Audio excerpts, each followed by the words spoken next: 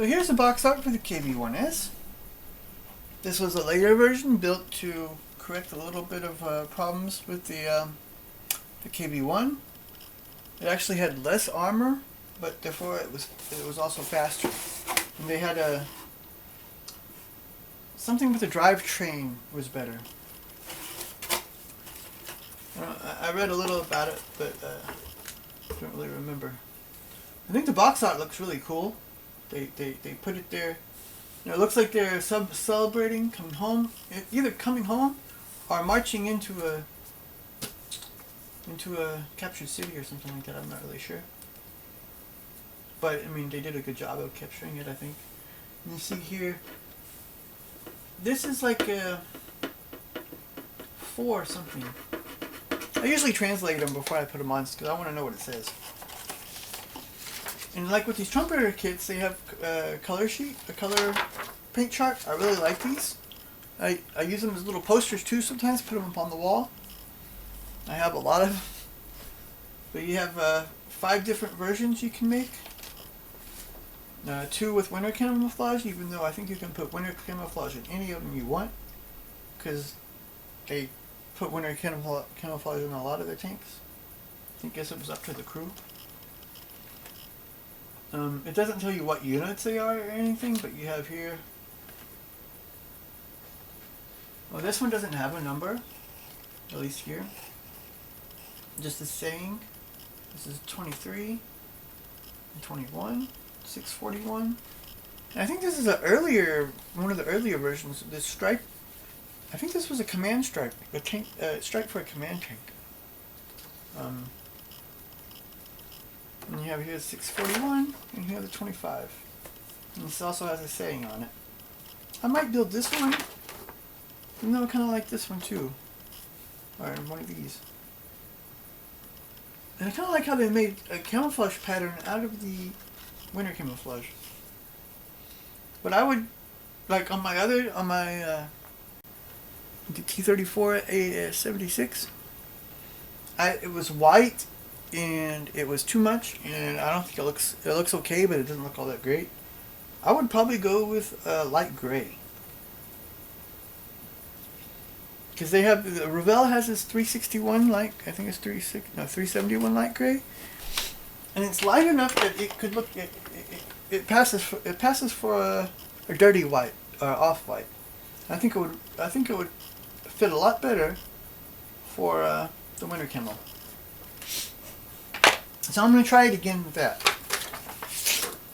First olive green, and then a light coating of the 371 there. Light gray. And this comes with a lot of parts. It's going to be another long video probably. The more parts, the longer it takes to go through it. Here you have a separated hull.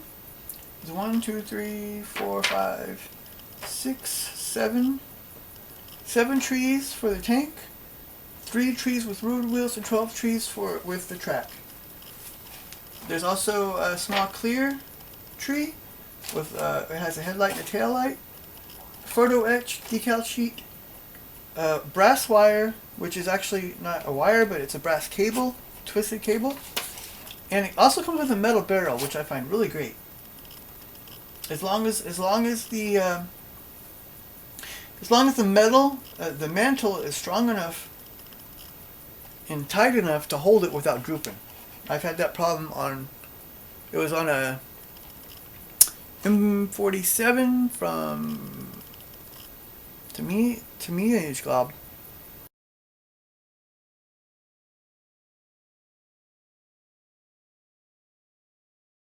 Where I had to replace the barrel with a metal barrel because it broke, and the metal was so loose it just droops like. Yeah. Go through the instructions a little bit, show you how it's put together. You start out putting the back plate and the hull sides on to the whole piece. And first you put these. It's a little bit weird because you start from here and go up to put these pieces onto the back plate and put it on.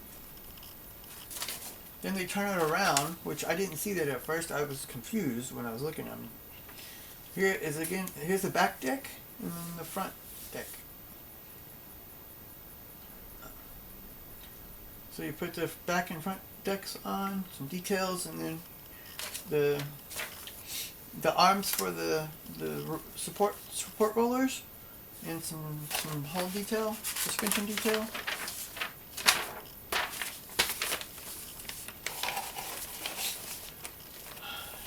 Road wheels, road wheel arms, and more hull detail. And here, this is the track tightener here, or this hull machine gun. And put the support rollers on, and the hub for the sprocket. Here's the wheel for the track tightening arm, and the sprocket, and all the road wheels. Then some more detail around. This is like a guide. It goes by the sprocket, track guide. Then putting the track on. And you see you have a piece with a center guide, piece without a center guide. As far as I know, most tanks are like that. So the complete track for one side requires 88 links. So in all, that's 176. That's a lot of pain to weather the track, because I do it by hand, which I think I said before. So a little detail for there's some kind of plate for the front. Here's the fenders with the fender supports. I have to do that after the track, of course. But since I do track last, then I have to do the fenders afterwards. Another plate on the side, infantry rails. Then start with a turret, 2 turret halves, the top of the turret. Machine gun in the back with details, with more infantry rails. Here's the gun mantle. Then you have a choice of a plastic or metal gun tube with the rest. Here. And then we have some final details for fuel tanks on it. More infantry rails, and here's some more the front fender supports. And here in the last bit, you have to put the tow cables on. And you have this brass wire for the tow cables, which is really cool. I'm not going to go over every part in the tracks. I'll just show you one track tree and look at the road wheel trees. But here's already the clear parts. It's just 2, a headlight and a tail light. That's pretty cool, actually, that they included that.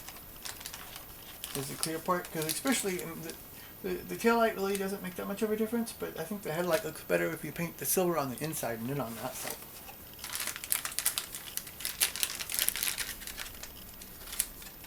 Now the whole piece, there's not much to see. There's not going to be any detail here or inside, because none of it's going to be shown, only on the bottom. And you can see here all these bolt holes, really good. Some really good detail on the bottom of the tank here. And there is though markings here on the front and here on the back where there's nothing here on this side. There's marking here and here, and it might have to be smoothed out some. And it's from some mold markings.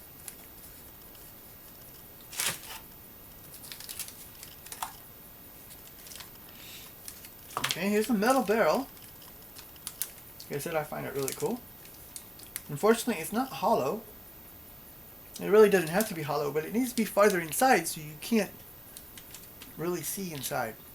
It needs to be up here somewhere, but it's pretty shallow. And my tip, I think, if you first paint the very back of it black, and then do aluminum or steel. I would probably go with aluminum. It looks more polished, because from shooting, they shoot it, but they usually keep the gun tubes really clean so it doesn't have any problems. And it looks really polished, like a aluminum color, like or a polished steel.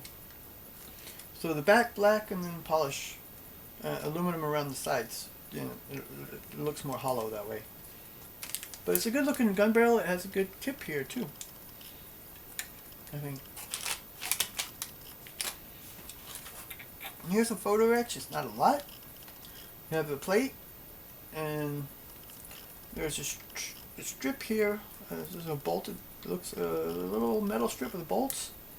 Here's some kind of grill, and then these are the holders for the fuel tanks. I'm not sure what this one is. That can't be the holders for the fuel tanks.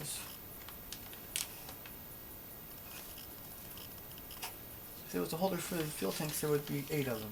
I'm not really sure what it is.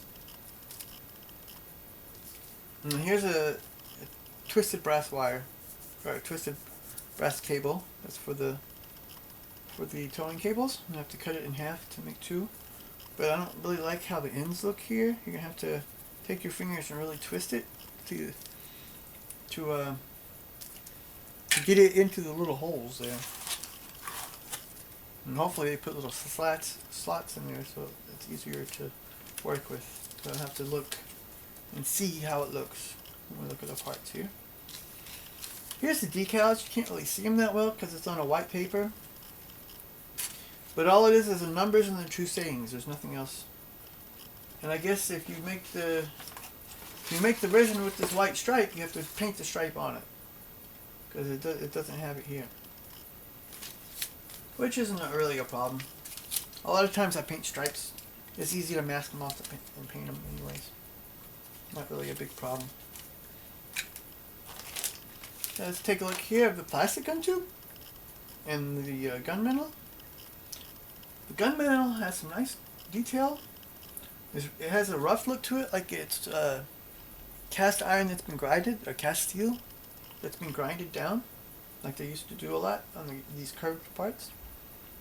You can see the holes, the bolt heads for the is it for the cradle or for the for the gun cradle, I think. These bolts on the sides. There's some really good. The heads of the bolts look pretty good. And there's even little details you can see around the edge of it. It really looks nice, I think.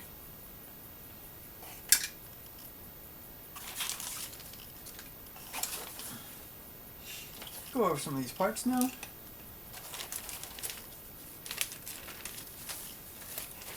See, they took an extra step here to protect the small parts. These are the infantry rails. And they're protected by a piece of foam, which I'm like iffy with the foam thing, because then again, you know, models are made out of these models are plastic. Probably not good for the environment, especially if you have to throw them away with all the paint and stuff. You see some really fine detail here. All along both sides are bolt heads. Here's some bolt heads. I've had tanks where it's just a flat strip and no heads or something. And you have to you either have to leave it or you have to make little bolt heads, which I've done that before, but it takes like forever to get these little bolt heads on there. I'll show that one of these days. It's in the SD KFC 251 with the I put with the anti-aircraft gun. I made some bolt heads for the base that I built for it. And you see on all these parts here on the back, this deck here is really nice, detailed bolt heads, and they're not round. They're actually hex. And there's more here on these pieces. You have good detail overall. It's oily though. It's oily here. It has to be cleaned off. Normal.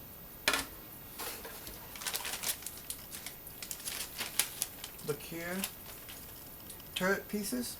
Once again, you have a piece of foam here to protect the. That's it. It's a curved railing, I believe. It looks like some other parts here. Don't. I think these are parts of the periscopes. Here we have the top of the turret. There's a lot of holes here for details. Unfortunately, this ring here is not a separate part, and it's, so it lacks that.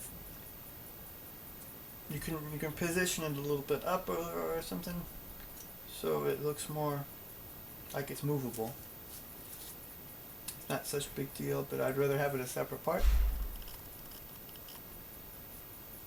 Yeah, nice bolt detail here, and once again on the sides of the mantle you have this grinded steel look, as well as here on the back of the turret. And there's a little flash here on the bottom. There's a little flash there, but it's not so bad. Easily to clean up. Do it with the fingernail.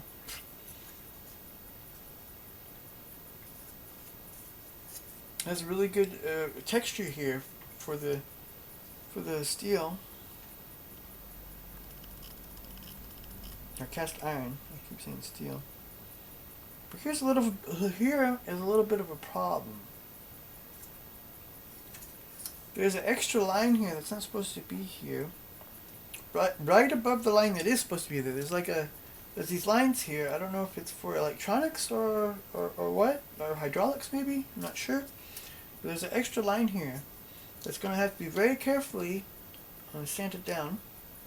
It's like a mold line here along this little flash mold line.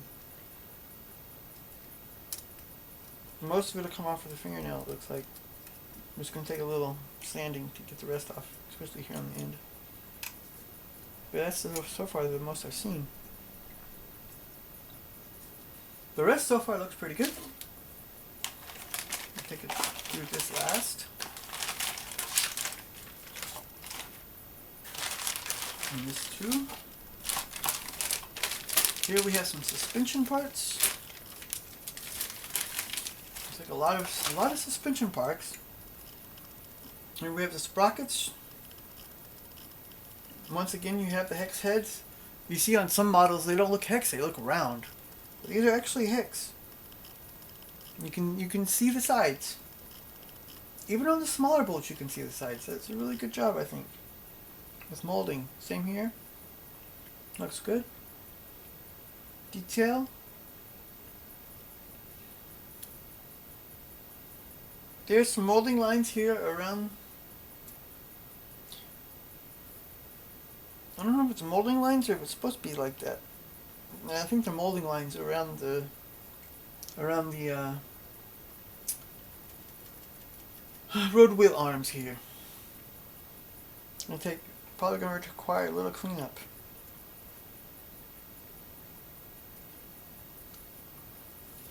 The other side, you can see on both sides of the sprocket, and as well as on both sides of here, on the support roll, the front road wheel for the adjustment, is detail on both sides of them.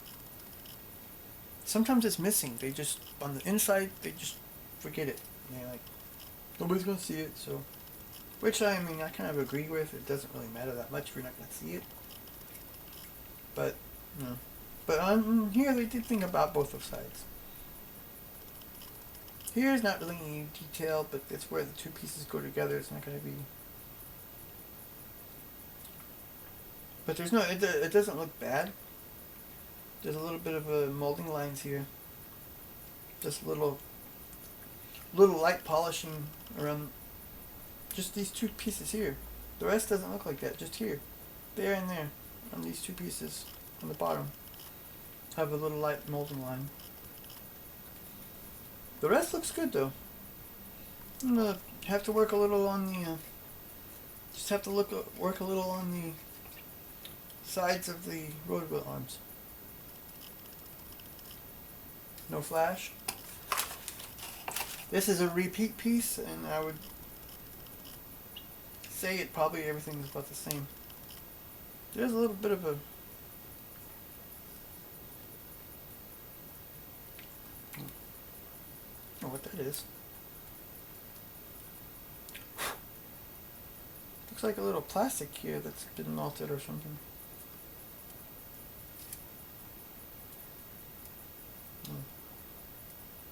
Or maybe, no, it's probably glue. I don't know if it's glue or melted plastic. If I could, you get sometimes from the model glue, you get these little strings.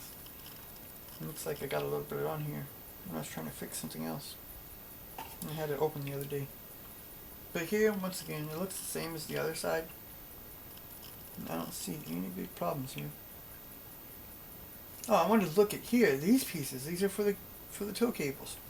And unfortunately, you just have holes in the end instead of a slot in the top where you can put the cable in it and glue it, put glue on it and put the cable in it, and then you can close it off with a little putty. So that means you're going to have to twist that little cable inside, or you're going to have to open up yourself to make it easier to get the piece in there, which I would probably recommend. Take a model knife and cut a little square out of the top, and you can twist it and get the cable in there and then putty over it a little bit.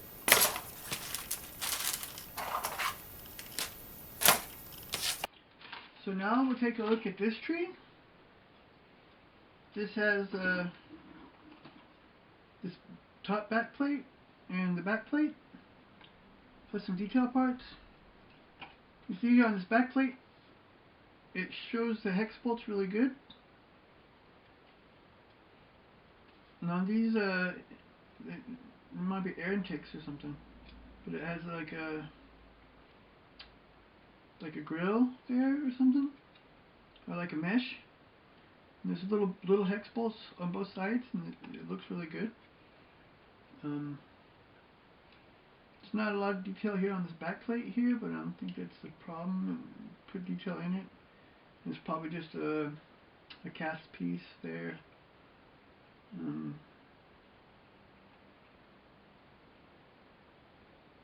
you see good hex bolts here as well. And I see a little problem is these two pieces here. I think that might be, those are for the track guides that go around the sprockets. But there's a mold line around the whole thing almost. So that's going to take, it looks like part of it's supposed to be there. No.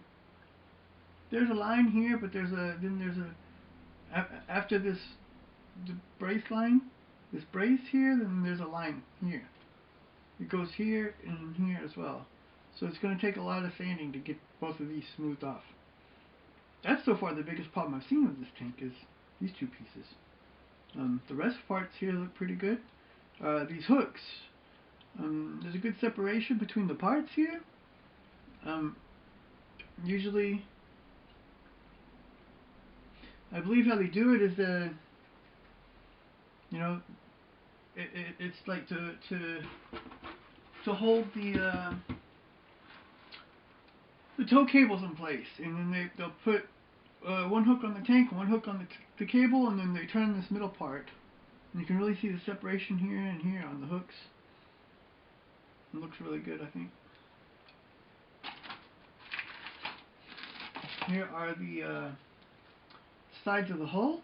No, this side's nothing because it goes inside. Glues to the hull. So you see all here, around all these good hex bolt heads. They're not round like on some tanks. They look really rounded and not really. It's not really a defined hex. But here they're molded really good, I think.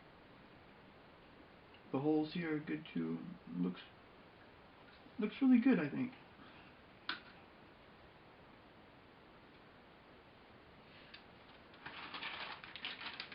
Take a look here. 3 sprues with the road wheels. And you see one side, the other side. There's good detail on both sides of the sprues. Not like on some tanks. And to me, it is probably the worst with it, where on the inside, there's a lot of pin marks and it just looks crappy. And even sometimes on the inside road wheel, in between the road wheels. And the only place where there's any good detail is on the outside. And some of the Tamiya kits aren't that cheap. And I would expect for something, if you pay more, then you should get more. And this one didn't cost that much. I think it was like 35 or something. Yeah, 35 euros. And I think it has a good enough detail for a 70-euro kit. The only problem here with these road wheels is there's mold lines around every wheel. The 24 wheels that's going to take some time to get them clean. Around every wheel there's a mold line here. So it's going to have to be, I'd say, a light sanding. Nothing heavy. It might ruin the shape. And it's not that thick of a mold line that you're going to need heavy sanding, I don't think. And then here, we'll take a look at, you really only need to look at one of these track trees because they all look of the same quality. There's 12 in all, that's right.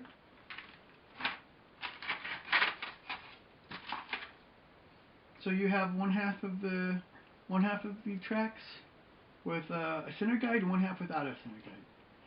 And it usually goes one track with center guide, one track without. So the center guide is only every other track link.